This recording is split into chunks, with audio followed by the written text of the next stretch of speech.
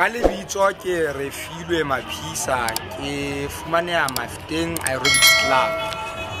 Boikwetliso bo molemo ka hore bo thusa le mokgwa o kelello e sebetsang ka teng go laola kgatello ya maikutlo le stress jwalo jwalo. So motho a ikwetlisang ho ba le bophelo bo botle bo botelele hobane a kgona hore ntho tsa hae a di tsamaise hantle le mokgwa wa hae wa ho ja wa nepahala le mokgwa wa hore letsatsi le letsatsi motho ha ntse a sebetsa e ka ba lapeng kapa e ka ba mosebetsing wa hae taba tseno di tsamaya hantle. So ke kgothaletsa batho hore ka nnete ba gym le mono mo teng ha ebane o ka nka walk la ese le ya metsotso e 5 kore e ka o thusa haholo. O ka mfumana nomorong tsa 5022 1579 kapa wa sheba leqephe la Mafikeng Aerobics Club go marangrang a Facebook. Ka leboha.